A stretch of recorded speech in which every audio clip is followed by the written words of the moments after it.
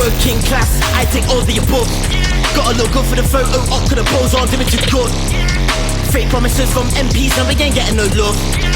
But that's already big facts and they know you're coming from the government. Rang my phone about tax, lie about that, could've not getting that. Keep saying next year that I might vote, but none of these pricks do shit for the fan. The General Banter Podcast with Paul and Jedis. Ladies and gentlemen, welcome to one of our General Banter 12 Pods of Christmas. My guest today, I had to write your job titles down very quickly. Yeah, I looked at your notes whenever... You did? I think we glanced, like, oh, this will give me a good insight into what's in store, and it just had, like, my name. Let me tell you something, this is prep. This is a lot of prep for me. But, yeah, learning my name's a good start, yeah. I guess David O'Reilly, aka Rigsy. Yes, I know. Stop me if I'm No, that's right, you're right ready? So far. Yeah, you're off to a flyer. DJ. Yes. Promoter? Not, kind of. Not, yeah. Coach? Yes. Author? Yes. Presenter of television and radio? Yes. My main job is producing radio now, though. Producing radio? It's just not very, it's not a very sexy job title, like, it doesn't make your list. I'll tell you, well, that's what, that's the real work, is the production, I'm sure. Yeah, well, that's, yeah. Well, poor lad running around, look at him. Yeah, flat to the mat. The first time I was aware of you as a DJ sort of back in the day when I would be going out and, you know, if your name was on the poster, you'd be like, that's going to be class, man. You know, they're not playing it'll be alt as fuck. But I remember at the time, because I was doing like initial podcasts, audio picnic podcasts. Yeah. And pretty much the only other podcast was the ATL one. Yeah, well, we had you on the show. Was that not right at the very start? Very, very start. Yeah, because that was a really big deal, and we hadn't really got our head around the concept of kind of, well, whatever you would call it, character comedy or whatever, right? Yeah. So whenever we were having you on the show, we just assumed it was going to be by the blender.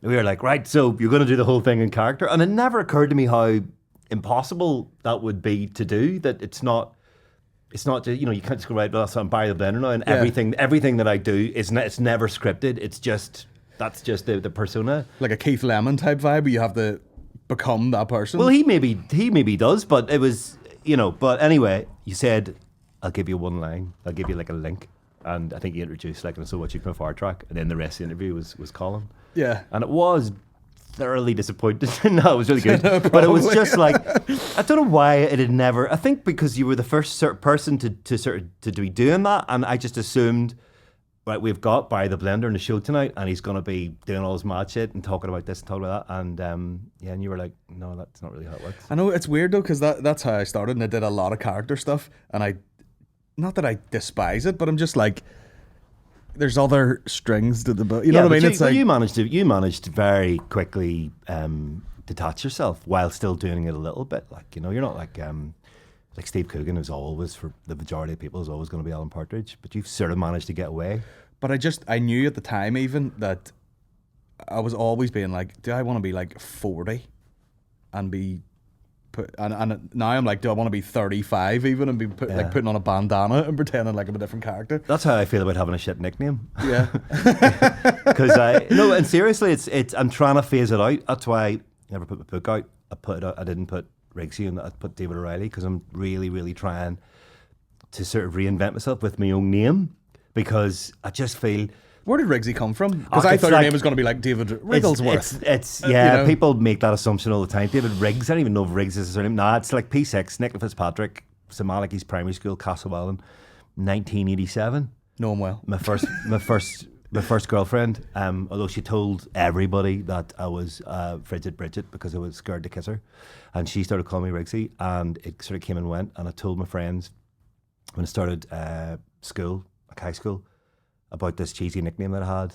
I said, oh, it's so awful, I hate being called it. And they were like, right, well, that's obviously we're going to call you that. You shouldn't have let that out of the bag. Yeah. For the rest of your life. I absolutely hate this. Nobody call me Rigsy. Yeah, and it's stuck, like, so it's, I mean, obviously my wife calls me Rigsy, everybody calls her Rigsy, and it's nice having a nickname. It's kind of fun, and you know, but it's just a stinking nickname. I just think it sounds really, I don't know, it sounds like I always think it sort of sounds like I'm trying to pretend that I'm like really, like a bit of a spite or something. Rigsy! And I'm always self-conscious of that anyway, because like whenever I'm talking to whenever I'm like, you know, leaving my car into the mechanic, I'm one of those dickheads that always, all right, mate. Tries to, just really overcompensate. I could fix it, but I'm flat out. Oh, yeah, mate. I'm fixing all right. Yeah. I fixed 3 all right today. No, and I sort of feel like having a nickname is sort of paranoid that's what it looks like. I hate it. I fucking hate it. I always hated it. It's weird. But it's like, if you've got a rubbish name anyway, it's not like you get used to it and you don't hate it all the time. It's just your name. And you don't really think about it, and that's what it is. So it's not that big a deal, but if I could go back, I would not have told my mate Tone, don't call me that name. I don't think it's too bad. I mean, it's pretty bad. It's just because, in this day and age, it used to be like you could be in show business and you could have a persona. Yeah, see, that's another thing, though, because I'm worried that people think that it's a stage name. Because people have said that to me. Oh, that's your DJ name. Yeah. It's not my DJ name. But it would have been beneficial to be like that at a certain time, But yeah, I think as time goes by and, the internet comes around, it's like, we want to know your full fucking real name, your address, what the inside of your bathroom looks. People want such fucking like... Do you know the only time I was ever called exposure from you? David O'Reilly on TV was I was booked probably about 6 or 7 years ago, maybe more, to help with the coverage of the 12th. Right? Oh, why? Right, this is amazing. And but it was whenever they were doing, I think the 12th were trying to reinvent themselves a wee bit, right? And I mean, I have nothing ever to do with the 12th. 12 2.0. My name is David O'Reilly, right? And they were doing like, You're Rigsy on I think it was 12th, let me tell you. No. The exact opposite happened, right? So they had me down and I was doing a bit, like they had it at the City Hall, and it was like everybody's welcome, Aye. And they were having like food and the Titanic experience and all this sort of stuff at City Hall. So I was presenting the coverage of that, and I was doing more and more TV, and I didn't really want to turn it down and kind of in political reasons. I just thought, right, well, I'm a presenter. This is the type of stuff that you have to do the odd time, right? So I did it, and in the credits, fucking like the second or third name, David O'Reilly. Yeah. It might as well have been like, with a big shamrock at the end of it. So obviously I was asked to do that, to tick a box. And I was never David O'Reilly. Oh, really? They were just filling quotas? Well, I maybe not, but they definitely were very clear that they were going to call me David O'Reilly. Who would they have hired where they were like, man, this is a bit one-sided here? Well, but it's not like, it's just, I think the O'Reilly, having the O'Reilly in the credits was a good look. For BBC? For BBC, yeah, and just in general, it was just a good look to try and look a bit more inclusive. So it was only afterwards they used me, man. They used me. Do you reckon there's guys that, at the side of the road, fucking Union Jack T-shirt and everything, are like, I was chatting away to him thinking he was a fucking good, decent prod. He said his name was Rigsy. That sounds like a type of man I can fucking play flute with. Yeah, so that was the only time that I've ever been branded as O'Reilly. But see now that you're a producer, like how in charge are you as a producer when you do your shows fully? Is that full? Yeah. Or do you still have to get it signed off by someone for you have to get signed off. Yeah, you have to sign like off. A decency type thing, Yeah, well, I had to mention that I was having you on my Christmas show. Okay. Because you would be deemed to be some edgy guy. Yeah, well, yeah. Well, I did 2 pre-record interviews during the week there. For the BBC? No, one was for it was for Radio Cool FM and Q. Pre-recorded, yeah. So they were like, "Yeah, look, get us on the old pre-record there." Oh, you're the king of the pre-record. Because I can't even That's the first question I was asked when I said I was going to have you on pre-record. I can't even play along with the sort of inserted like segue. Like, so you're playing a show. When is it? And I'm like, thank you. Cheers for that. Yeah. Turn to the camera and all. But I was just gonna say, like, how prominent is that sort of diversity thing when you're making shows? Like, could you bring like, are you doing? Did you say like a 4-part thing? Well, I'm doing well, the one that you're coming on as a guest. The only 2 guests I'm having is you and Hugo Duncan, right? Make of that. What else do you need? I know that's your show. That's even in the entire series. But anyway, Maureen, by the way, said when I showed her the email, she goes, "Who's Hugo?" And I went, "Are you mental? Do you know another Hugo?" She didn't know who Hugo Duncan was. I don't think it said Hugo Duncan, but it said Hugo. Like, you don't have to give it. He's like Cher or Jesus. I was like, his first name. Who are you confusing it with? Yeah, the other famous Hugos. Hugo Boss. Yeah. No, it was. So that show that's like a Christmassy music show. But then the other shows that do are like sports shows and magazine shows, and they're all very soft touch. Like there's no real. It's more than news stuff. If you're doing, you have to be very very careful and fill out. Well, I have to fill out compliance forms all the time. But if you're doing news, then everything's checked and double checked. But when anyone come to you and be like, "There's too many fucking white straight dudes," Well, on no, this. they shouldn't have to because, it depends what it is, but they shouldn't have to because I should know that myself. But it's more Yeah. in the music programs. And with regards to the sports show that I do, we always try and make sure that there's a gender balance. But that's not even, not too much. I don't get carried away with it. First of all, our presenter, Nikki's obviously she's a female woman. I don't believe you. So yeah, there's that for a start. And I don't like to have people on for the sake of having it. I just like to try and, because it's a bit more varied and a bit more interesting. And with Across the Line, the music show that I did, it was obviously going for years and years and years before everyone started freaking out about this stuff, right?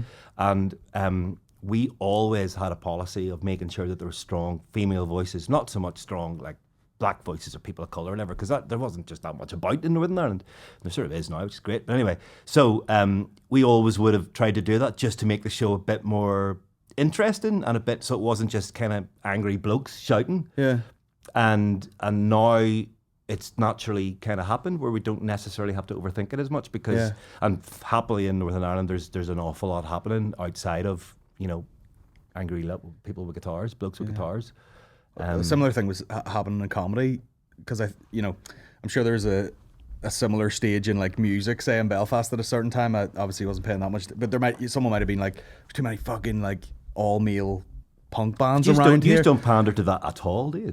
No, but we get enough shit for it because you were at one of the there was comedy fundraiser type things. Yeah. In Limelight 2. Right. A lot of dudes, obviously, a lot of comedians, but people were like, where's all the diversity? And you're like, well, first of all, it's a charity gig, so we're just getting our mates on that would do it for free. But there's just a lot of shit about diversity, and you're like, I could. I think a lot of it is, if I was doing a bill, if I was booking a comedy bill and I was booking, 8 comics, I genuinely would go, right, let's try and mix it up a wee bit. And it wouldn't just be, have some women on the bill. It would just be other things and have somebody with a guitar and have somebody that does, characters or whatever. Just a bit of variety, really. Just, to do that. And I think that's the right way to approach it. And if there's none about and you're just having, a woman or just, a person of colour or whatever on the bill for the sake of it, that's not necessarily helpful. It's not at all, and that's kind of what would happen because as it is right now, and it does happen, and I have probably been guilty of that to a little bit, and it's a fine line, and you sort of go, am I just doing this to try and be, to try and mix things up, or am I doing it to tick a box? The funny thing is with like comedy is the first checkbox is, are you funny? And if it doesn't get ticked, you can't really go any further than that. Music, if everyone's a competent enough musician, can play their own songs, you can really mix it up because you're just like, listen, there's different flavors. It's very subjective. You might like it, you might not. Yeah. But it's an even enough music. Comedy's kind of like, you can't be taking any risks and be like, first guy was funny, second person was picked because of their gender or color, and they were terrible.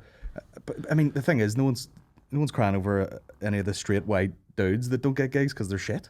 Yeah. Yeah, there is plenty of that going on too. I think in the BBC at the moment, with regards to the presenters, they are making a very, very concerted and I think probably quite obvious effort to have more women voices on air. And part of me think that's maybe slightly unfair on the guys who are incredible and who are being overlooked.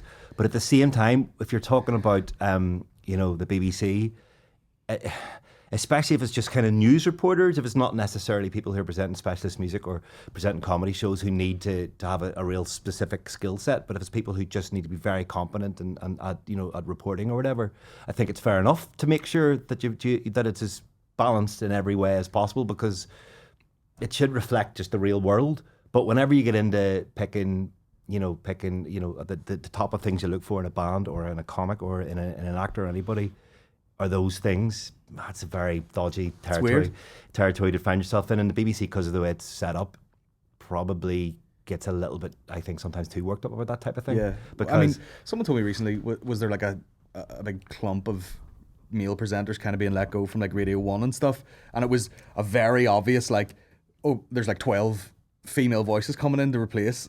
Yeah, but I think if you look at if you look at Radio Ulster and you look at all the kind of replacements that happened in the last shake-up, you can work out what's going on to a certain degree. And I'm not necessarily saying that that's absolutely right. Get rid of all the blokes, get all the women in. It's really not straightforward to that, but there is a little bit of you know, you just, and I agree with it. If you're listening to Radio Ulster or you're watching Live at the Apollo or whatever, you know, you don't want it to be like a complete sausage factory, like. No. And it's not, and it's, you know, even whenever I'm saying this, I can feel alarm bells going off behind me because it just feels like you're in shaky ground. Yeah. Even implying that that anybody who's not, you know, a straight white guy isn't there on merit, because that's not fair either.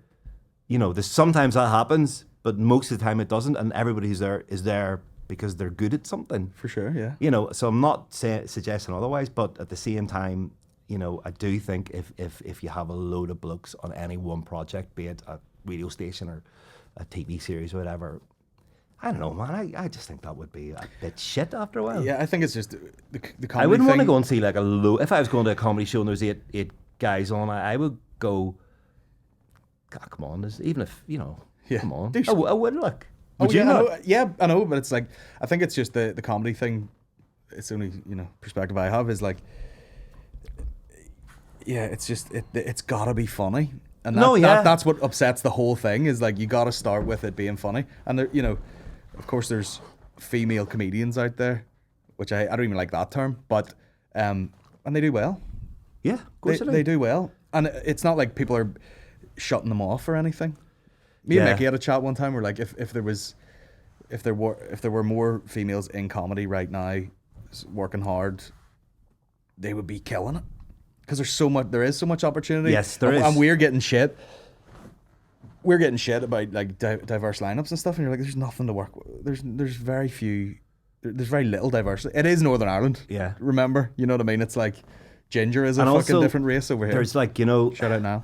there's people and you know that have any amount of reasons to think that they are, or to not to think, to know that they are a minority, and sometimes they can be pricks about it too. Yeah. And just bully. And I've seen people, you know, online bitching about this type of stuff, and I'm not talking about specifically in any way women talking about not being on a bill for anything. I'm talking about blokes not saying they're not on a bill because of this reason, or because they're from here, or because they're Catholic, or because they're fucking tall, or whatever it might be, and they're making a really big deal out of it. And I'm going, but I know that you're a bit of an asshole. Yeah, yeah, totally. So Totally. and I very much subscribe to the concept of there just being assholes and people who aren't assholes, and you know, and it's that whole thing, you know, people talking about, and it's fantastic, everyone's very open about their mental health and be kind and all that, but you see so many people on social media that are going, everybody look after themselves, my DMs are open, and I'm thinking, you used to bully me, you're a prick.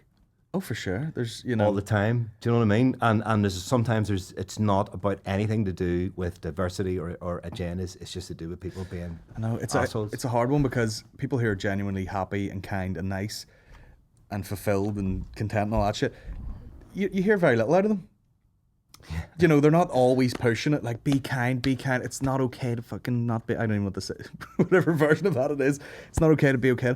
But then, you know, in the same, you know, Instagram story, the next one's like, anyone fucks with me, I'll fuck. You know, it's like, Yeah. you're They're just you're mad, like, you're a mad person. They're slagging off somebody in a little mix because of the way they look or something. It's like, well, that counts as well. Yeah. And even like the toy show, we watch Toy Show every year, and there's all these kids on it, and some of the kids on it are thoroughly entertaining. Yeah. Some of them are a bit mad. Yeah. And then you see on Twitter, there's people just slagging off these kids, and they're not even doing it with any particular malice, and you're going, their ma's gonna see that. Yeah, You know it's- what goes through your head, like, you know, and they're the people that then will, and they're not even.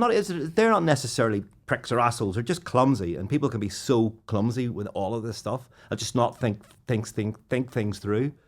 You just Unless got, it yeah, a healthy person would say nothing. You know, you would watch it and go, that's nice, whatever. I was listening to Blind Boy and Hosier, chatting about like praise and stuff, and they're saying like internet trolls slagging you, and he goes, if you sort of like can't, if you're not taking that on board, you should also not really take on board the praise either. Yeah.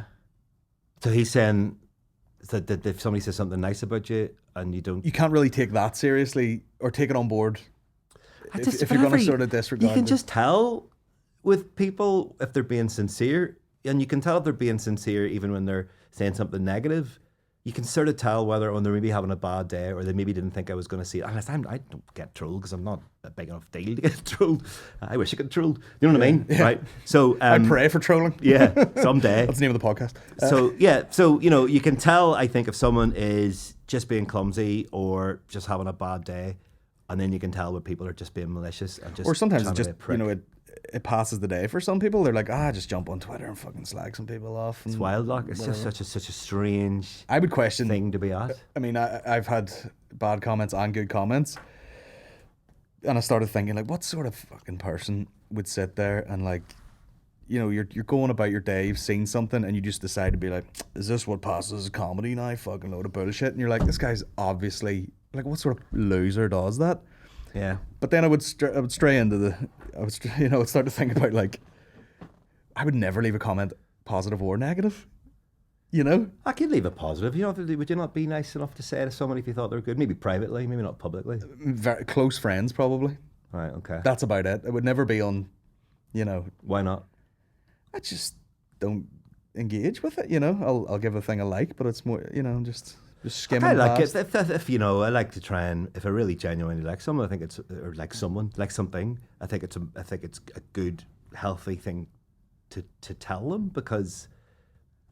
You know, I like what I like with. They might keep them doing that thing that I enjoy. With Patreon at the minute, it's a nice little sort of safe space where there's like an agreement. It's people are like, right, we'll pay and get some more episodes off you, and I go, no problem. And it's there isn't a lot of interaction. It's just like everyone knows the crack.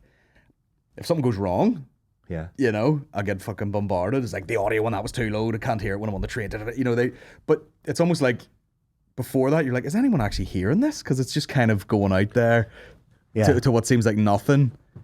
You know, until there's something they need to tell you about. And have then, you ever hammered. Have you ever lay awake at night and somebody says something about you and it's kept you from sleeping or it's really stuck with you? No.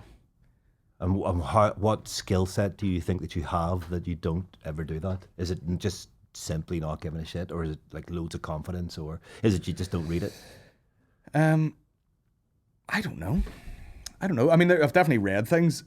You see, if someone straight up went, "This is fucking bullshit, this is crap," I'd be like, "That's all right. I know." I think they're I know less it's likely. not for everybody, but it's like the things where it's like a bit of ignorance involved, where they don't really know what they're talking about, and you're like, I know that you're wrong. I keep bringing up that one time. I remember we did a live podcast in the Limelight, and you know the event went up on Facebook, and someone commented under it, "Oh, he's just straight up copying H3H3 podcast now, big podcast in America." And I just seen it, and they think they're just shooting into the dark, like. And I just They'll be mortified when you pull them on it as well. by everybody backpedals. Yeah. When you I was only no, seriously. Oh, I'm a big fan, big man. No, but like, I wrote under it, hi, just hi, and he goes, "Oh, they do live podcasts," and I sent him a poster from about 7 years ago where we did like a live podcast in the black box screen room, and I was like, we've been doing it for fucking years. Yeah. You know what I mean? Okay, they don't. But they don't expect- that would fucking really piss me off because he's just like, you know, just throwing shit out there. But you're lucky, I think. I don't think people will go after you in the same way that they go after some of your contemporaries in Northern Ireland because of the kind of sort of tough guy persona, because of By the Blender. I think people think they would be wasting their time giving you shit, while Tough guy. I think the sort of bullies and trolls would tend to go after people that they see to be a bit, I don't know, an easier target, obviously. Well, that's what some bullies do. But I'd say people wouldn't really bother with you, to be honest. Well, a nice thing that has happened over the years is if there is anything negative, other people will attack them. Yeah. I don't have to do anything. You know, if a weird comment goes up, someone will be like, "Oh, as if he gives a fuck what you think, you weirdo," and then the comment will disappear. The worst thing you can do is respond. That's so true. And I always fall for it. I mean, I'm not, you know, I don't get this stick, like, but, I always bite. Yeah. And I always did that at school as well. I was really badly bullied, like really badly bullied at school. But I was badly bullied because I didn't know how to deal with bullies, and I always tried to stand up for myself in the worst possible way. There's this guy, right, used to bully me, right? He's a really good mate of mine at one point, and then he just went after me, and he made it his mission that he was going to score all his points off by just trampling over me. And he was a big guy, right? Big tough guy. Well, maybe not taller, but certainly bigger, certainly better put together. And he just constantly going, I want to fight you. I want Tall to and fight Catholic. you. I want to fight you. And I was going, right, I'm going to fight you. Yeah. But can't do it, Yeah. how's your Tuesday or whatever. Or I would hide, or I would get really freaked out. And, but all I had to do was just say to him, I'm not going to fight you. You're about 5 divisions above me. Yeah. You'd kick my shit in, obviously. Yeah, you fat fuck. Yeah. But, that's just an example, but and then whenever I was in first or second year, and the 5th or 6th years would be going, you're not allowed to sit there. Instead of going, all right, sorry lads, hey, and going and sitting something, this is on the bus, I would say something in a really squeaky voice because I'd be scared. I would sort of try and stand up to them, and then they just put me in the bus rack. Because, of course, one of those guys. Castlewell and Rosa Parks. Yeah, just pure wedgies, like just right up over your head, like wow. Which is like but I kind of deserved it because I just didn't know how to keep myself to myself. So if I got into bother, if a bully went after me, I would just go, yeah, and then they would go, this is amazing.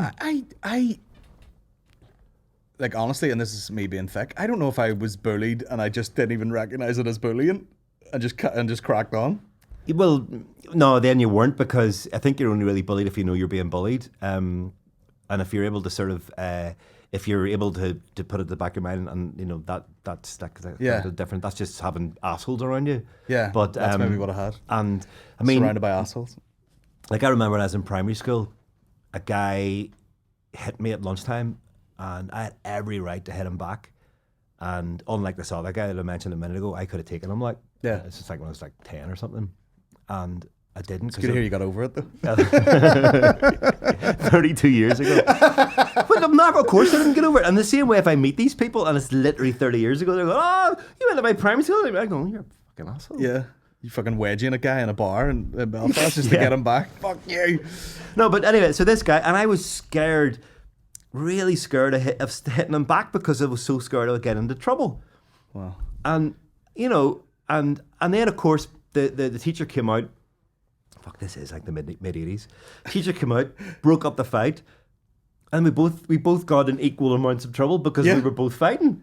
And I was going, that's a life lesson there. I didn't touch him. Yeah. It's going, doesn't matter, you were fighting. Like, oh, I was fucking minding my own business, and he go over and hit me, and I didn't hit him back so that I wouldn't get in trouble. Yeah. Now I'm getting in. He goes, I don't care who was hitting who. I go, well, why not? This system is fucked. Do you know what would have protected you then? So it took him to court. Camera phones. Camera phones. You could have been like, I'm filming. He's gonna punch me. It's not gonna have it. Yeah. But I made a decision then. Maybe not right then, but Jeremy, I said if I ever have got kids, I'm gonna tell them. See if anyone ever tries to. I know you're not a prick. If anyone ever tries to, everyone hit you, sit them back, and you won't get in trouble. Because my dad never told me that, and that's not a criticism of him necessarily, but I wish he had of. Yeah. Because that would have made my life a lot easier. I think if just to sort of stand up to myself a wee bit and stand up to myself, not even physically, and not advocating everyone go around and empty each other, but just to sort of be a bit more a realist and go, nah, I'm not talking. You're just a calling a bully is a big thing. I think if you call a bully, surely that has an impact. Yeah, that's a good comeback, isn't it? Like if you're a kid, you just go, you're a bully. Yeah, stop bullying me. If you said that out loud and just everyone around heard, you'd be like, wow, that's really out in the. It's a bit like. It's like calling somebody to show off. It's just like anything. Like I've talked about this a million times. That watching this fucking Jimmy Savile thing the other week, and he was like grabbing people live on top of the pops. If someone had been like, "Stop sexually assaulting me," it would have just like that's a showstopper. Like just it's a bit like that. It's like if you just tell someone that this is bullying. Yeah, this is you're bullying, right? I mean, you have a kid now. I'm petrified of that. We both have petrified of your kid being bullied. Yeah. Because how many of those? I mean, it's grim. But even the fact that you are is important because so am I. Well, I'm not. I'm not because I sort of feel like I've got the solution because well, then see, that's probably because you weren't bullied, so you're not maybe necessarily. I feel like I know what I would need to tell my daughter. I would I would think I would be able to explain to them how to deal with it, and go look if you get into a row or don't be worrying. We'll come to me and we'll talk about it, and I'm not going to run after their parents or anything. We'll try and rationalize it, and our kids are so different now anyway. I mean, the school I went to was I hated school anyway, and I don't think it was a very encouraging school to stop that type of things. But they do they and from what I gather, they do have a lot of chats like that now. There was never a let's sit down and chat about bullying. Yeah, exactly. But Because now they do that, and they're bringing up mental health. The teachers were bullies in my school. The teachers I had Kids were are doing bullies. fucking, mindfulness and all this here shit. You never would have. But that's great. Oh yeah, it is good. Yeah. And anything that just is a life skill outside of the stuff you learn at school is incredible. My wee brother went into Shimna College, which is incredible, integrated for a start. I went to an all boys Catholic school. I mean, what the fuck was the thinking behind that? Like, it is just the most bizarre concept. Just real progressive, It's just open-minded mental. spot, isn't it? It's not okay. Even putting aside the segregate, like it's segregate. It's actual segregation. It's obviously going to lead to further segregation in the country. Even putting that aside, which is just a scandal in the first place. Forgetting about that, having all the boys together and all the girls together. Yeah. Why is that a good idea? Like, and what happened was, in our school, we got to, they'd be the perfect example, because in our school in 6th year, they brought in like a selection of girls. Because we had good science, apparently, right? So you get to 6th year, and they'd bring in half a dozen girls per class. And all the girls came from Ballynahinch, the Assumption Grammar, right? So they would get 4 or 5 girls. And that was an all-girls school. So all the blokes, they didn't know how to deal with. And it wasn't even like they didn't know, like, you just sitting just beside your mate, just farting all day, like, you know? And then the girls were all kind of, I found them all to be kind of real man-eaters. They're like, all right, man, Yeah. And it was an absolute disaster, because the blokes were very uncomfortable, maybe slightly inappropriate, just inexperienced, having, a female person around them. Yeah.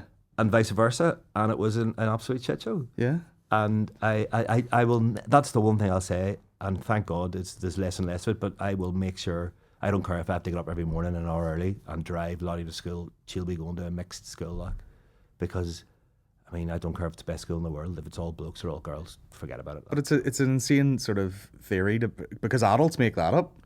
Yeah. You throw kids together at a certain age, they don't know what the fuck they are. Yeah. It's like across the board, like girls, boys, anything in between, religion, how you were brought up, whatever. It's like a lot of times I've heard people talking about like, oh, Catholic school, and I went to Ballyclare High, people were like, you went to a big prod school. And you're like, I didn't know it was that's what it was. It was just it was just school. I think maybe like a Catholic school is a lot more Catholic than just a fucking. No, it probably it definitely is. I think and it's I just went and fucking. My school's from my brothers, right? Yeah. So I mean, it was all brother this and brother that, and I mean that's a bit weird in the first place. Everyone sounds like Hulk Hogan. Yeah. And then brother. Like my first sort of proper girlfriend, she went to the Green High, which was the exact same school, but like the Protestant version of it. Yeah. So and we were like, Kevin and Sadie, hands across the barricades. Like I was kind of lucky because I went to orchestra and stuff like that. So I had met like Protestants and women and everything. Like so, I was the man about town, God forbid. But a load of my mates who lived in the country, they just kind of, they just had their brother just wrestling every day, and so. Just cool guys. But it is interesting, all the stuff you worry about when you have a kid. How are you finding all of that? What else are you worried about? Well, just that they pick up everything. I've talked about this recently on the podcast. Just like you he's one, and you really have to watch what you're doing around him now.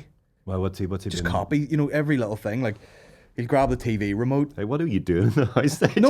Just even little actions and stuff. Where you're like, in the next few months or years, you really gotta fucking watch yourself, because he's just gonna pick it up. Like even down to like, he's playing with the remote and he's trying to get the back off it, and you end up knocking the batteries out of it, so he's not gonna eat them. Yeah. And then he'll take it and go. Yeah. Like, oh, this is what you do with this, and just we love remotes, don't they? What is that of kids and remotes? Yeah, I'm tripping over fucking replica tractors and Mercedes cars that are to scale and perfect, and then he's like sitting there with the remote, just playing with it. It's insane. But just everything, like, it's obviously you've picked up on that trick. If they won't eat something, you just eat it, and all of a sudden they want it. Yeah, it's insane. Yeah, they're like, he's all throwing it all over the place, and I'm like, delicious, and he's like, yeah, you have to sort of relearn all the most basic life skills that you'd forget. It would be like if you went for a driving test now. I don't know if you drive. You drive? If you went for a driving test now, I always think if I went for a driving test, I would feel it, because I did my driving test like 22 years ago or whatever. You know what I mean? So it's like life lessons. You go, fuck, I forgot you have to. I can't even drive now without being on my phone. Yes. When you're making me concert, when I'm thinking about it, I'll crash. But if I'm trying to find something on Spotify, I like walking about the house in the nip all the time. And I think it's my God-given right as a homeowner that I can walk about the house. Great. And apart from Lisa constantly leaving windows open and blinds and me not realising, just wandering about the entire street, I sort of have to stop doing that. Yeah. Even though Lottie's only 10 months, I sort of feel like, no, that's a bit and weird. because she's a girl, that does make it different. Because the two boys could walk around the house like fucking. Well, I don't know if it makes a difference now. Maybe a bit later on. I don't know if. No, I don't think if Lottie, if she was a boy, I would go, oh, it's all right. You! See me, like, you! Come on, the lads, get the football on. We'll So I've had to out. kind of cover myself, which I, never. You probably needed to learn that at some point. Yeah, but it's only like, it's only a little bit least. It's not. Do you really accentuate it where you're like, you've got a pair of trainers on, and you're fully naked and a scarf, but you're like. No, it'd be the first item of clothing that I always put on would be my boxers. Like I just, I don't think in my entire life, I'm actually certain in my entire life, I don't think I've ever put an item of clothing onto a naked body that wasn't a pair of boxers. The first thing. Oh, that's mental. I used to do material about seeing a guy at the gym who put his t-shirt on first. No, fucking everything. Because the bit it was like he'd put the shirt on and like his fucking like wet sweaty body was like sweating through the shirt, and I'm like, surely the next thing's boxers, and then he had a tie on and then socks, and he had fucking everything on. No, by the way, that's insane. He had the biggest, angriest ginger cock I've ever seen. That's probably what he was. He was probably like, look at that there, lads. Yeah. And he just waited and waited. Not gonna put this one away for a while. Yeah, to the point where he was like fucking glasses and scarf and jacket, and then he's like, no, I'll put my dick away. Like as he's leaving the building. That's insane. I genuinely don't think that ever in my entire life have I ever put on an item of clothing first on. Can I tell you what? I just remember the bit of material now because I just remember this. He had a pasta salad. Because this is in Belfast where there was like a gym and then there was like a jiu-jitsu class going upstairs. Yeah. And he got everything ready and then he fucking like threw his lunch into him before he left. And his dick was still out and he had his shirt and tie on. I'm not sure that I've ever eaten anything naked. I would probably have. Yeah. Well, apart from the obvious. No, I've probably drunk quite a lot naked because you're drinking in the shower and stuff. Yeah. Or drinking when you're getting ready. Oh, that's great. In the shower, But then warm I beer. don't think I've ever eaten anything naked. Have you ever eaten anything naked? I don't know. Maybe like fucking some snacks in bed if you're having one of those. Would you sleep naked? See, I find that mental. No. Well then, you probably haven't. No. My favourite way to sleep now is hoodie, sweatpants, just on the bed. I could never be in bed with all that shit on. That's really weird as well. That is weird. I just, now that we're talking about it, now that we're getting on the deep dive, I spend most of my time probably in the house. I hate wearing long trousers. I'm a big shorts guy.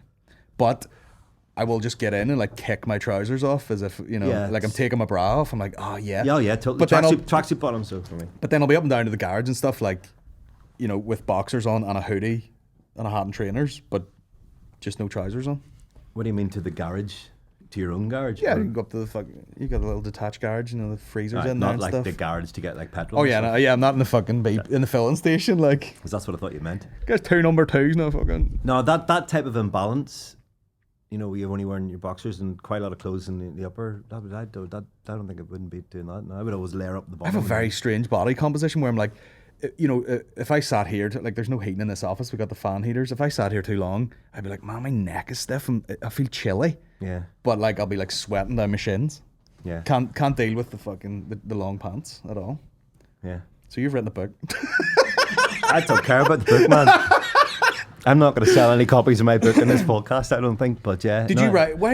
So you wrote a kids book? I wrote a kids book last summer. I had a really, really weird, really traumatizing summer for so many reasons last year, and I think in lieu of having a breakdown, which I think I sort of maybe had anyway, I threw myself into writing this book and wrote it like start to finish, the whole thing. I mean, it was a complete mess in about like 4 days. Because I was going crazy. What was the breakdown? It was like, well, it was what is a breakdown? It was a perfect storm.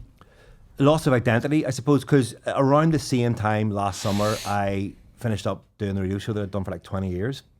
And then I finished up the job that I'd been doing for the guts of 10 years, which was promoting all the club nights at the Limelight in the Academy in Dublin. And both of them were amicable, and both of them, you know, was mostly to do with me just getting older and knowing that, you know, and even though there was a kind of a slightly terrifying period, I did absolutely, you know, the sort of professional side of it, the career side of it, turned it around, and things are fantastic at the moment in that regard. But I had this, just like if you stop being Colin the podcast, the stand-up guy, and you know, went behind the scenes and lost that little bit of identity that you had that separated you, that made you feel like you're, you know, so that all disappeared, and we were also living separately. Me and Lisa, and my house was like a building site, but I stayed in the house, so I was wearing like an orbital little lights, you know, the band orbital, around the house at night and pissing in a bucket for about 2 or 3 months. Sexy. Because we had no running water, no electric, so that was a bit weird too. And then Lisa was pregnant. You feel like Alan Partridge then? Yeah, totally, yeah. Lisa was pregnant, and she had a very tough pregnancy at times, right? Very stressful. Obviously, infinitely more for her than for me. But I was just terrified that something was going to go wrong, especially as the further she went on. I just was convinced, and I didn't know how. And so all these things were happening. But I think the main thing was just this kind of loss of identity, and just turning 40 and just feeling a bit. I was really, really struggling, and internalizing it and not dealing with it. And I went to the doctor and got the antidepressants and did all that, and looked into CBT, which I tried and didn't like. And I got sacked by my CBT guy. You get sacked by your CBT? I was on my third go at it, and he was basically, I mean, you know, there was signs there, like he bust open a tin of Fanta and just glugged the whole bit of it, and then he was sort of like and did that like burp under his breath, and he was like, I don't know what I can do for you, basically. I don't know what the fuck it is you're telling me. And I basically just left, and I was like, well, let's go. You know, it was literally like that movie with Jonah Hill. He's like, I'll just go fuck myself. My CBT person was brilliant, but it just felt like homework. It felt like a chore. I just wasn't embracing it, and it wasn't for me. And it was a lot of things to process happening at once. Yeah, totally. And you know, and across the line, and I still DJ, but like all the sort of stuff, kind of, you know, the sense of worth that comes with, you know, being the guy that runs all the big nights in the limelight, and being the guy that you know, plays the band for the first time. And was it your decision to be like, I'm going to step away from this? It was my decision. Type thing, or it was my decision to step away from the club nights. The club nights had sort of started to get a wee bit. The numbers were starting to go down, but the numbers have been so high for such a long, like really mental at the limelight, really, really great. And then they started on the night that I did Sketchy, which in fairness, I've been running for 15 years, which is mental for a club night, like to run that long and be successful that long. Oh yeah. It just fell off a cliff. And we tried to rebrand it and fucked it up. And it just quietly disappeared because just people just stopped going. And the numbers even on the big nights were down a little bit, but it really, I don't think it was a reflection on anything necessarily that I was doing. I think the limelight had just been so busy for so long that it had kind of naturally begun to sort of just at peaks and troughs, really. It had maybe jumped the shark a wee bit by just being the default place, and it absolutely would have. Obviously, it didn't get a chance because it's been closed for nearly a year, but you know, it'll rise again for sure. But I kind of felt this is a good time for me to walk away, because I'm running maybe 8 or 9 nights a week. You know, I'm running 4 or 5 nights in Belfast, a couple in Dublin, the comedy night as well, the Limelight, which is always going to be a slog anyway, because the Limelight's not traditionally a comedy venue or even a sort of a setup for. So there was a whole load of reasons why I just felt this is a good time to. I felt like I need to walk away before I start falling out with people that I work with. Because a lot of times, like, because you know, it's almost like you want that out there to be like, I decided to stop doing this. Because I feel like if I just all of a sudden stop doing comedy, for example, people would be like, "Oh fuck you, you should be doing what your man's doing," and you're like, "No, you need to know that I decided to like fucking." Well, I mean, I didn't decide as in, "Hey, fuck you guys." It was a sort of a protracted process, and then the cross the line thing. I mean, that was you know, a producer says, you've been doing it for 20 years. We're going to bring on somebody else, and it was like, that's absolutely heartbreaking, but. Fuck, of course you're going to bring on somebody else, because I've been doing it for 20 years. I'm 42. You know, time to give somebody else a go. So no, and you know, and I still do lots of presenting, and I still happily I set up my own production company and doing loads and loads of stuff there, and I'm having the busiest Christmas ever. I'm not blowing my own trumpet, just to clarify, I turned that around. Yeah. So it was never necessarily about food on the table, about that. It was just that wee bit of identity that all vanished, and and then when you just start to feel really paranoid, and you're just going, maybe I'm shit at this, maybe I'm a bit of a prick, maybe, and just overthinking stuff, which I always would have done anyway, and I just spiraled. Yeah. And I wasn't talking to anybody about it. I was just lying in bed at night, getting upset and taking medication that probably wasn't doing anything for me. And well, two things sorted me out: was writing that book, and then obviously having a baby, which By the way, see, incredible, like. waiting on a first baby being born, I fucking was out of my mind. Like, I think I was more stressed on the run up to Maureen giving birth to everything that happened to her after that. You know, because we had a baby and then she had fucking lymphoma and all that shit. Yeah. That was all very stressful. But I'd already done my peak stress before that. Like, I was doing a bit of tour dates and everything, and I just, you know, when you're just not in the room. I was in Liverpool doing gigs and all, and I was just like, fucking, a week at home, you know, what the fuck is going on here? I wasn't like that. I was probably quite a bad partner in that regard, because I mean, I wasn't shit, but I was just dealing with my own shit and probably being a bit selfish and not, you know. And then Lisa, she took sick about halfway through the pregnancy, and I didn't necessarily think that she was as sick as she thought she was, and then she was, and it was just a bit of a mess, and it was badly managed in my part, and so the pregnancy and the actual birth were very, very traumatic for Lisa, just because, I mean, fucking hell, like, it's tough. Like, Yeah. So fair enough. But see, since Lottie actually came along, fucking brilliant, absolutely class. I see anybody that says to you, you'll know all about it now. Oh, you know, that's your life over. What? It's just complete bullshit. Yeah. It's class crack. It's just like, you know, it's brilliant crack, and that really gave me a real sense. It's just all about having a sense of purpose, really. Because of the type of egocentric person I probably am, where I always need to feel like I'm a bit of the big man, you know. Yeah. And I don't know. I don't think that motivates you. You've never come across as being the type of person who likes doing what you're doing because you like having that little bit of status or identity or whatever it is. The only thing annoys me is like, or the thing that stresses me is like, I'm never like, you know, it's like, they talk about it all the time and sort of mental. It's the journey, you know. But I never feel like I can coast too long. So even like this January, I'll probably step back a little bit. I mean, I'm putting out 12 podcasts here at Christmas. That's more than enough for people to listen to for a few weeks. Because I need to stop again and be like, what the fuck am I doing here? Because, you know, so I feel like I could just be, even though it's going good, you know, even though the people are listening to the podcast and everything, I don't want to get to the point where I'm like, is that all I do? Or, you know, it's always moving. Yeah, just constantly moving. That's because, which makes you a bit unsettled, sort of. But yeah, I'm very, very, very highly strung anyway, and like, I can't stand in a queue at a chippy or getting a sandwich, or, you know, if I come up here and you weren't about and I was waiting for you, I'd have to be doing something. I'd be on my phone. I can't not do anything, and even I cannot sleep.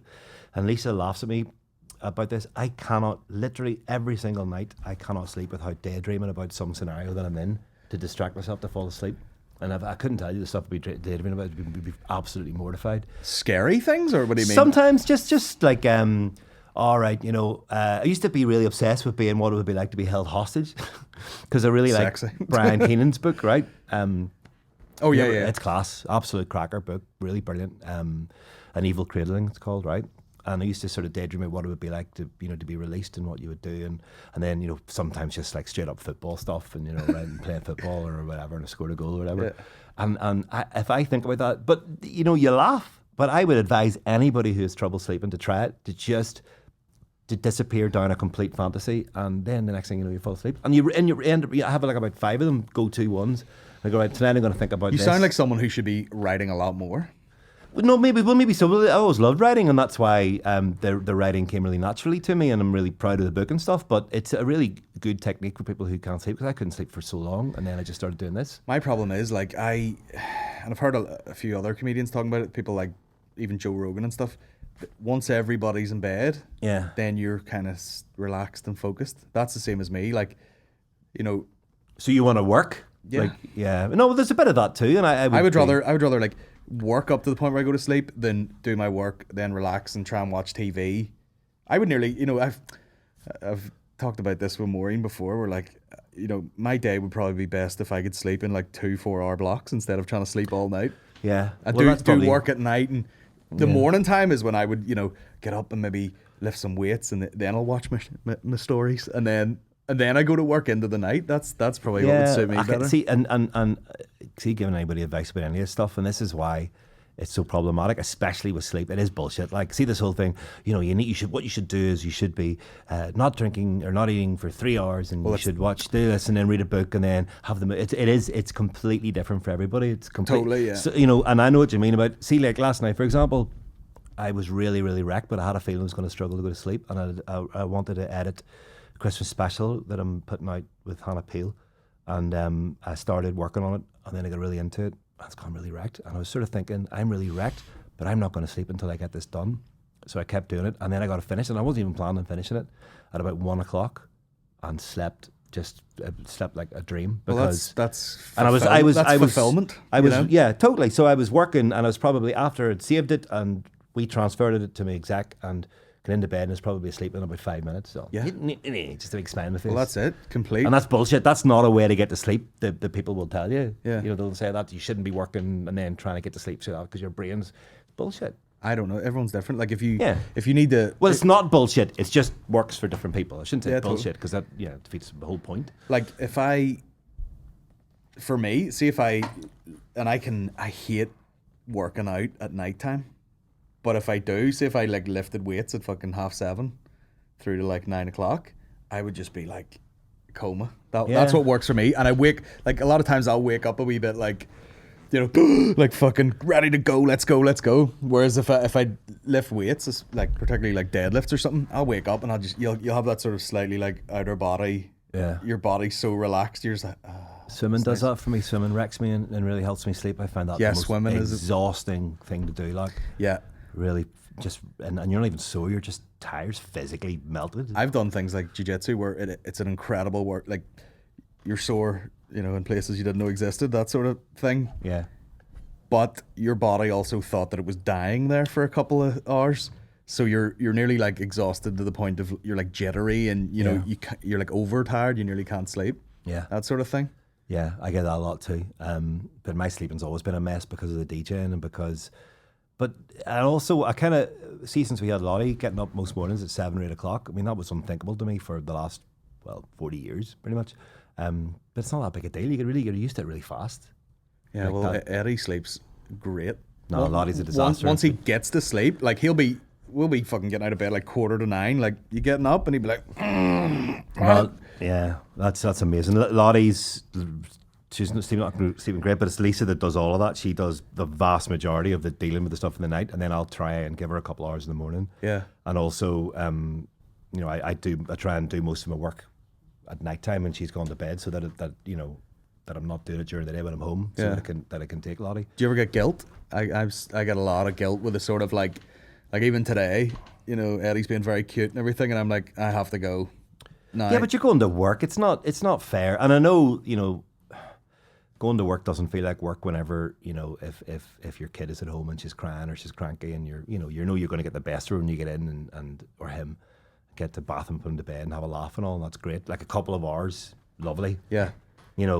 But I wouldn't necessarily feel guilty because it is, you got to work, like, it's not like, I think, and it's just that your job is talking bollocks and having a laugh and hanging out with people and you can, So I can understand why you would feel guilty. And it's funny because today will be work. It's like you're got someone coming in right after, turn the place around, prepare for that, and then do it again after. So there's 3 today.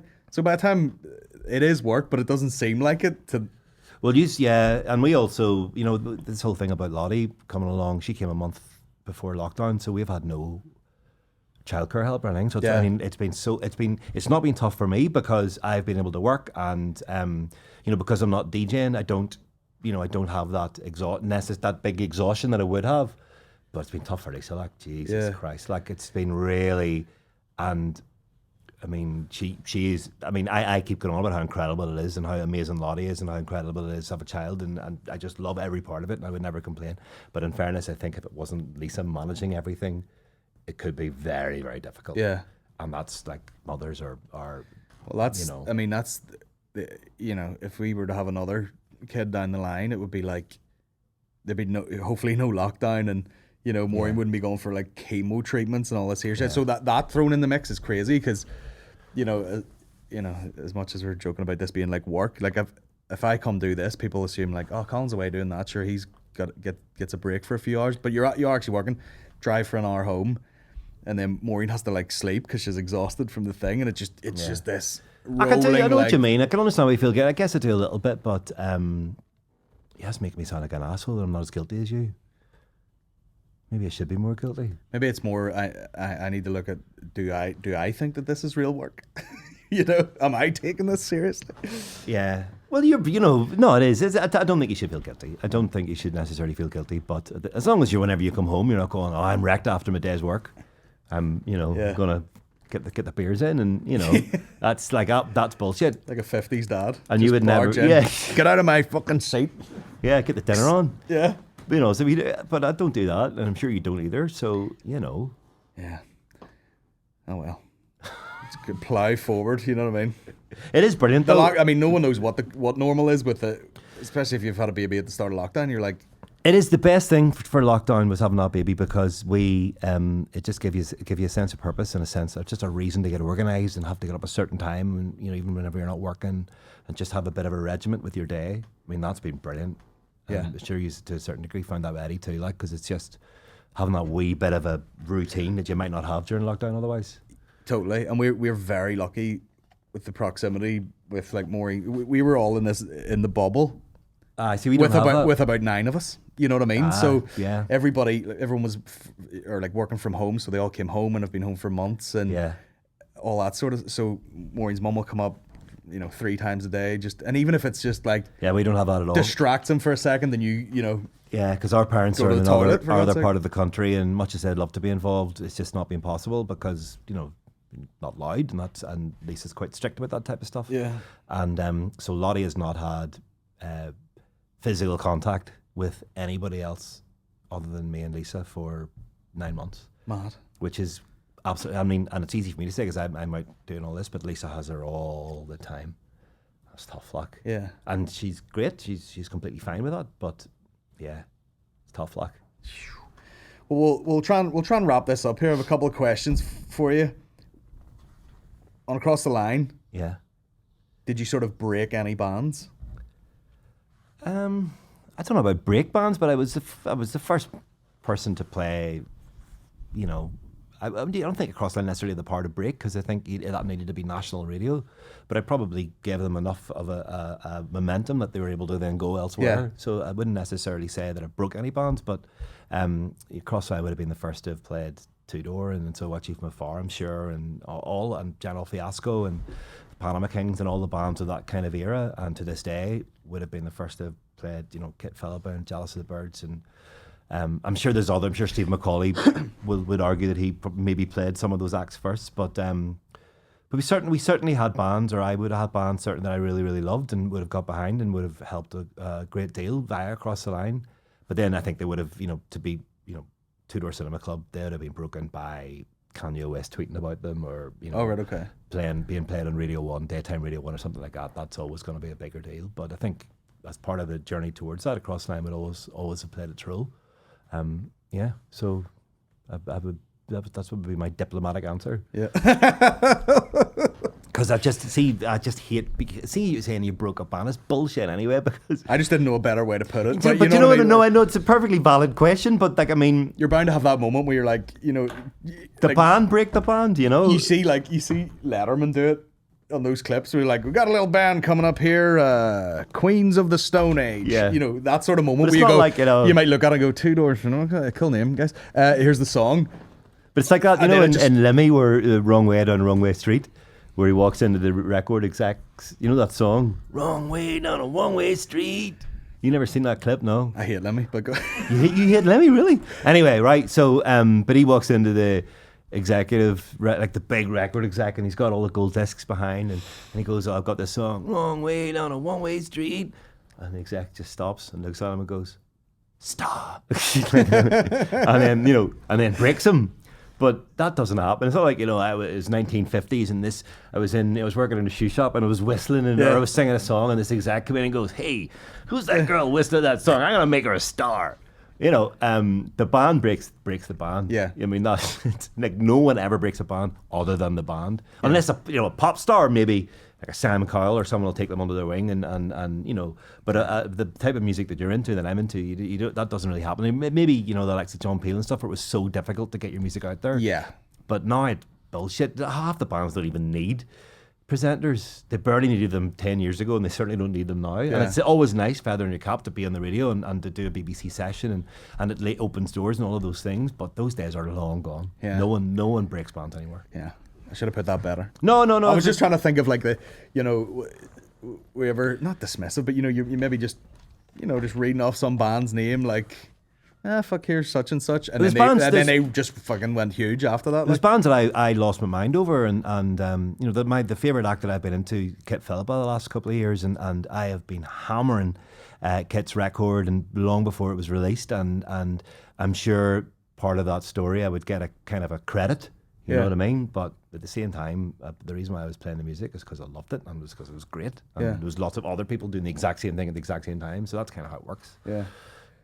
I have people send me songs, and I'm like, why are you sending me songs? Because they probably think that you're going to talk about them in your podcast, or put their music in your podcast, or even just because this is the thing. This is the whole thing that I kind of wanted to talk to you about. I think you downsell the bigness of your podcast, because whenever whenever I was sort of starting to do my book and promote it, and Sarah Hughes, who was my incredible publicist, and she said, "Oh, what do you want to do, or what podcast?" And I was going, "Well, the podcast. I want to be on Colin Geddes. Like that's the podcast. That's the one everybody listens to." And she goes, "Well, it's not really going to sell you a children's book. It's not really appropriate for." You'd be surprised, like they don't think he's too many 9 to 14-year-olds listening. And then she contacted you, so I didn't have the balls to do it myself because I was too embarrassed. So I says, "Here's an opportunity." I goes, "Oh, you send him a message," and so she messaged you, and then you were taking the piss a bit, because then Lisa was listening, going, "Colin Geddes was talking about somebody in the BBC contacting him wanting to go on the show." Well, between you and Phil Taggart asking me about what equipment they use, and I was like, guys, but you steal it. Yeah, but why was that? Why did that warrant you mentioning that on your? And I'm not having a go at all. But I think why was that even an interesting thing that happened for me to have asked? Oh, I'd love to go on this podcast. Why did you think that was unusual? Because you're a well-known radio TV guy. But you see, this reminds me of a time I was in the Pavilion Bar having a condiment eating competition, right? Which is another story, brilliant story, just completely random. And a mate of mine said to me, "You can't be saying condiment," because I was literally like, a condiment eating competition on a Sunday morning, having been up the entire night with Phil Kieran and my producer Paul McLean. Condiment competition works like this: you have 5 or 6 people, stick 20 quid in the pot or whatever you want to wager, and then you start off with the rounds of condiments, and it's the last man standing. So you'll start off with you have like a portion of tomato sauce, and then on to brown sauce, and then on to go for a McMuffin, for fuck's sake. Mayonnaise. Now this is like Sunday morning, you're going for the pub to open after an all-nighter, and then on to what was the next one? Oh, what's the fish one? What do you have with tartar? Tartar. Tartar. Because it was quite high up. It was quite difficult. It's quite tart. Yeah. And then the sort of top tier level was mustard. Very difficult. But I remember Pete Snodden, right? Pete Snodden, the nicest guy you'll ever meet. And I remember saying to Paul, this is like 20 years ago, saying, "Oh, it would be class to be Pete Snodden. And he's got the audience. Everyone knows who he is, And then somebody said, "Oh, but Pete Snodden says, it'd be class to be Rigsy because he interviews all the cool bands. And he's the guy that does all the BBC stuff, and that's kind of cool, and I'm just Cool FM." Yeah. Well, I was going, fucking hell, imagine being on Cool FM, billions of people listening, and everybody, and you're asked to go to all these events, and so that perception thing is I find that really strange. You're a guy. It happens all the time with the biggest podcast, and I'm not even saying, "Oh, you're Colin's so humble." It's just a weird. It's almost like a delusion where you're going, you get this massive podcast and you're selling out arenas, but you think it's unusual that some fucking guy who presents a specialist radio show is asking to be in your podcast because he wants to and drinks tartar sauce on a Sunday. But I don't know why I told that. But the reason why I told that story is because that was one of the few. I have a terrible memory, but that day is whenever Pete Snodden was there. I know he wasn't involved in the condom. I think he just come in for his family for like a Sunday lunch. He doesn't seem like the type to be up all night. And we were on the corner just eating fucking buckets of mayonnaise. but Pete, what's happening? Yeah, come here. I'm in round 3 here, so we'll give I'll be on my back by the time I get to the mustard. But Don't get too close to me eating tartar sauce. Yeah, but anyway, it was that day, and that really stuck in my head. And it's always stuck in my head that it's all about perception. Of course it is. And it's like, it's absolutely mental to think that you thought that was because I think that surely anybody would want to fucking come on, like podcasts, you can do really shows to the crowds, come home. At the end of the day, most people are spending time, not even they don't listen to radio. Everyone listens to radio, and radio is the best medium, and I love it, and it's brilliant. But it's a lot of the time it's a bit backgroundy. Well, podcast is an engagement thing. It's you're sitting down. You go looking for it. Basically. Yeah, exactly, and it's massive. And I don't know your stats, but I know your manager, and I know that a lot of people listen to. Well, not your manager, but you know what I mean, and the guy you work with. A lot of people listen to your podcast, and it's a really big deal. So Philly or myself going, fucking hell, it'd be class to be doing something like that, wouldn't it? But of course we would do that. And why don't you do it? Would you do a podcast? Lisa's torturing me to do a podcast. Because you could produce your own. Yeah, I probably should do it, and I probably should have done it during lockdown, but I didn't want to do it during lockdown because I thought, fuck, everyone's doing podcasts during lockdown. It's just like, but do we really need another guy randomly doing a podcast? I would like to, but this is the other thing. Once again, you're not just another guy doing a podcast. There are people who are like, oh, we normally do this, but because we've fuck all else to do, let's do a podcast. I've got an idea for a podcast, mate, so I might think about it. But I should do. But then, do you really want to be? This is the other thing I wanted to ask you. Do you really want to? Like, do you think that being in the BBC is a really big deal, and that you would? No, you couldn't fucking pay me to go. But why is that though? Because you've talked about this in your podcast before, and I thought I might be able to give you a bit of insight. I don't like. Well, first of all, like I don't understand the whole commissioning thing, because there should be tons of comedy coming out of Northern Ireland, and I think the regional thing kills it a bit. But there should be, like, obviously Paddy Raff's got a show, Shane has had certain things, but I mean, way before that, there should have just been. Why was there not the Shane Todd show, like a full sketch show with him, or like I don't know why there was never like a. Like an I Am Fighter thing. Did you ever bring that to BBC? Did you ever try and get that? Well, there were for years I was chasing up things and going for meetings and even different production companies. You see that was never going to happen. The BBC would be terrified. Of course, but terrified. It always which is stupid. I mean, don't get me wrong. I'm not. I think it should, but I just think it's a shame. But that was it actually people end up shitting on things like Give My Headpiece, which is fine. But because it's the only output, really, comedically, people are like, oh, this is fucking old and tired and shite and whatever. It's actually not. It's good, and the blame game's good, but there should be a whole lot more, and it's a no-brainer. The fact that all these people come with an audience attached. Yeah, but they also come with an audience attached, but they also come with a reputation, because on your podcast you can do whatever the fuck you want, and that's the way it should be, and that's brilliant. But I think that sometimes the BBC, they sort of think, oh, that's all that, if we get him on Radio Ulster, if we give him his own TV show, he's just going to be, doing just effing and jeffing all over the place. Talking about fannies for an hour, but again, I think that's a misunderstanding. That's my point. I don't feel like I do that. Yeah. That's my point. But it's not like it's people. That's the reputation that you will get, and that's why the likes of Shane and Paddy, who talk, effing blind or whatever, and arguably do their own thing in their podcast, but they somehow have managed to have this reputation for being a little cleaner and a little more what's the word? It doesn't sound like I'm palatable. Yeah, just because I don't want to sound like I'm damning with faint praise, but I'm not. But I can understand. Shane would be a lot more durable as a performer than me. I remember as well that. Sorry, I keep interrupting you, but do you remember? I said this to Joe that whenever I first had you on Across the Line years ago, as we thought we were getting Colin, but we thought we were getting Barry, but we got Colin. Still got you it. did a bit about Jerry Kelly. Do you remember this? Yeah. Right? So Jerry Kelly, Jerry Kelly is a hero of mine. This is the chat show Jerry Kelly. You're looking horrified, like I shouldn't be saying this. No, I'm going through the fucking archives of my brain trying to remember, because something like. Well, I can tell you, right? Go ahead. And I know that you might have had another question, but we'll just wrap up here because I'm very conscious that I'm talking a lot of shit here.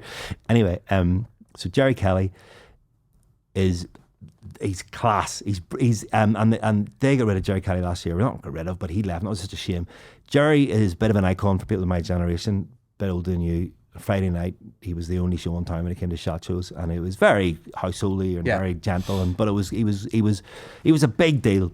So whenever he started working at the BBC, and I used to cover his show, and I sort of became his mate, I just buzzed off it because it was like being mates with Julian Simmons or something. It was just like this guy who just walked off the TV, and he's really indiscreet and really good value. And you have a comic, tells you all the crack, like like you'd love to sit and have lunch with Jerry. If I was in the canteen, Jerry's are fucking brilliant. He'll tell you some mad story about, doing a show right in the middle of the Troubles and just stuff that he shouldn't be telling you. Just the best crack. Anyway, he took me aside one day in the BBC and goes, "You had that Colin Gaddis guy on your show?" I went, "Yeah," and he goes, "What's his crack? Like, what's the story of that guy?" And I went, "Why?"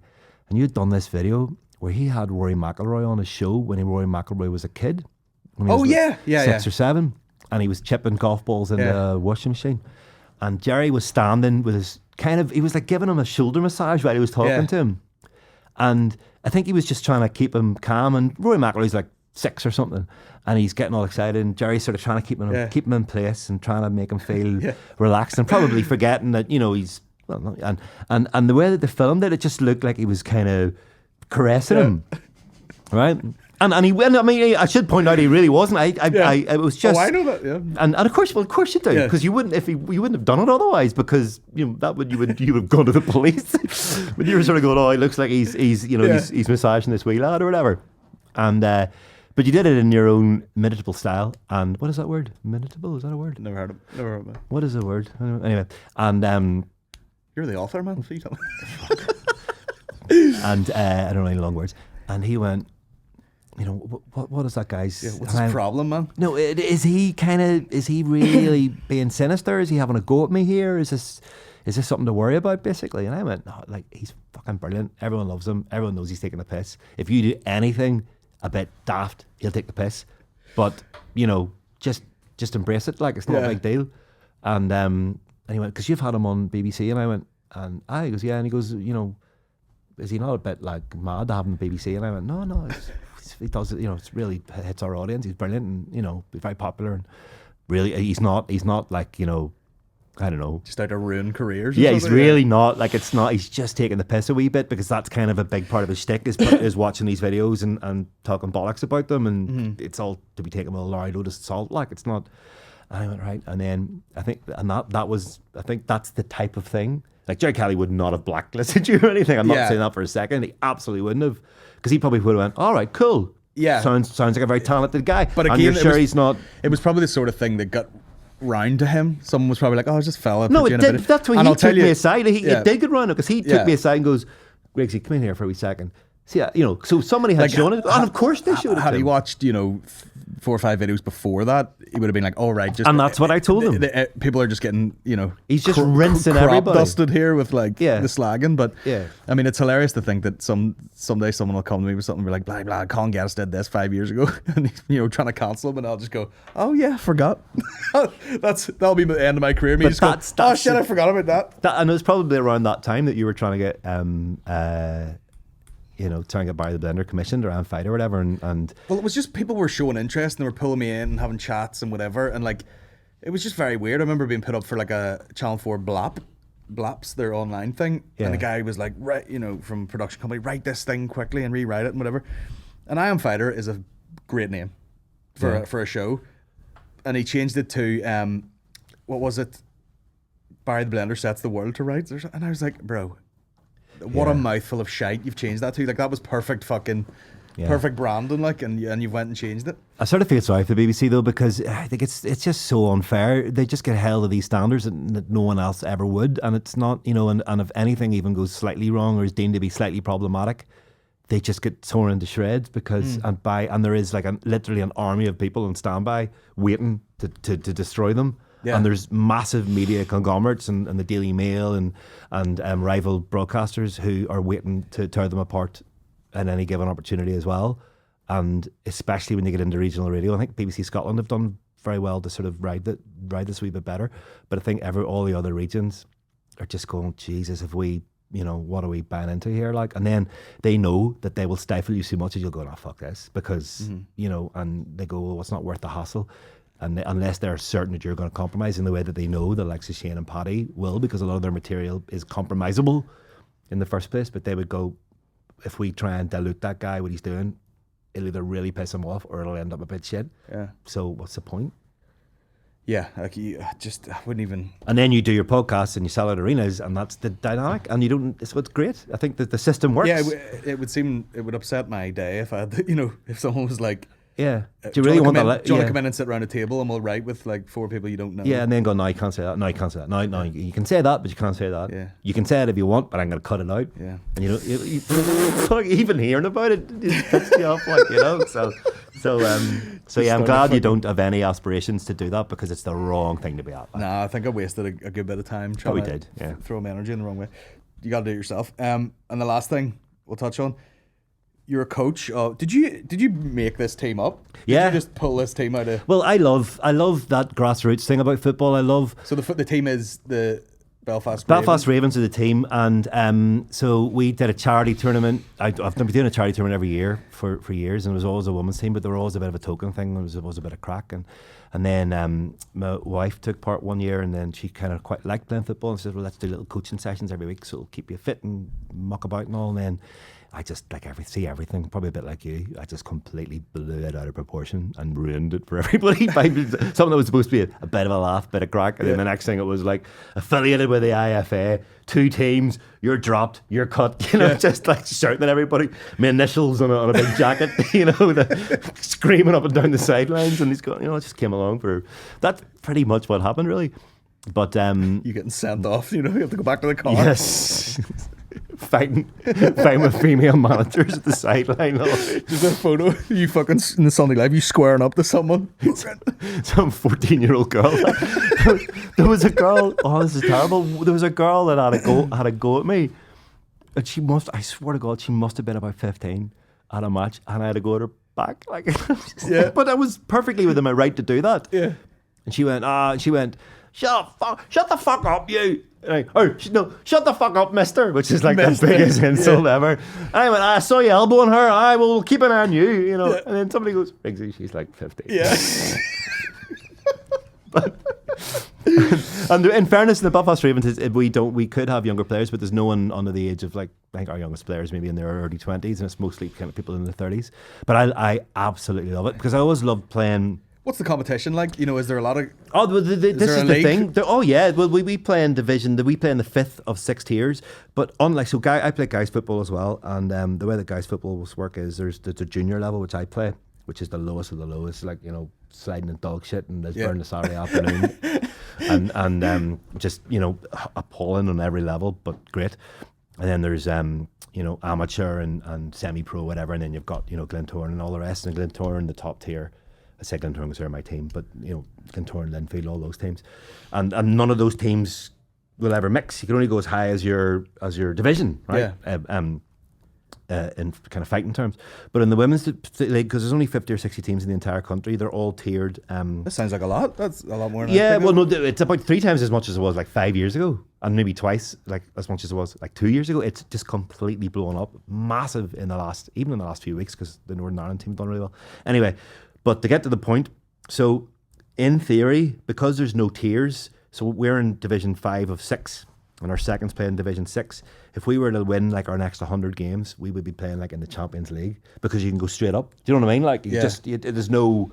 It's not like you become at a certain level and then you have to reapply to become semi-pro, then you have to reapply again. So for the entire league is just this one system for the whole of Northern Ireland. And it's really brilliantly organised, really good, quite a lot of money investment in it. The standard referees is really good. The opposition teams, it's very formal, and I love all that about it, because I always loved playing like Football Manager and manager mode in FIFA, and getting into that detail and just organising shit. Like, it really appeals to me. And designing the badge, and me and Lisa picking the colour of the kit, and what was her name going to be, and what when we were going to play our home games, and all the scheduling and all. I love all that stuff, and that really appeals to me. So the Belfast Ravens, we had our awards do there on Sunday. It's class, and we did really well last season. and finished 4th, which was a huge achievement for a very new team who were mostly beginners a couple of years ago. So that book then, or that team then inspired the novel. So that's kind of how that all came about. Yeah. So if you're at home and you want to play some football and you're a female, jump in. Well, we have a massive waiting list, man. We have hundreds Do you of have people. trials and all? People turn up like. Well, we have trials in that we suss people out on social media whenever they ask to join, just to sort of go, right, let's get a wee flavour them. Mostly Lisa, not in a nasty way, like, just to sort of go, are they going to be the type of person that'll fit in well at the club? Because we've got luxury, so it's more based on that than necessarily. So if there's a girl in the profile picture, they're holding a dog, because Lisa loves dogs, straight in. That's the trial. Zero ability whatsoever, but you can bring the dog. Bring on your the pitch. pug, and you'll be starting, number 10. But yeah, just that's so there's no trials. I'm not even being particularly serious about vetting people online, but then- happily we do have enough people. It's brilliant. I love Class. it. It's really, really good just having a team and all that level of organisation. And women's football is just really blown up in the last, as I say, in the last couple of years and even in the last few weeks. And it's nice to be a part of that. And it's a very wholesome activity to have as a hobby. And if I wasn't doing that, I'd be playing Championship Manager, which is sort of the same thing, but it's a real life I was version. going of to it. say, you're getting serious on an actual pitch, with your initials on the coat and all. I'm pretty sure Shane Todd does that in his house. He'd be like, Shane's good though. See, I have a match to do. I have a match Shane's to good at manage here. football. He'd fucking throw a coat on and He is good though. shout He's at a laptop. infinitely better than me. He actually plays at a much higher level than I ever would.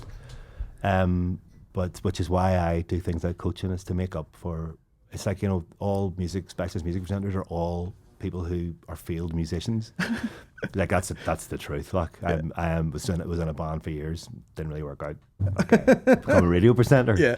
And it's the same with football, really. I think not really that good at football. I know I can shout at everybody else. Yeah, get my own back. Yeah. And where can people buy the book? LottieTheRaven.com. It's, I suppose, on paper it's for 9 to 14-year-olds. That's what we're saying, but it's a fun book. Like, it's not, it's mostly based on my life, which is very unusual to write that through the perspective of a 14-year-old girl.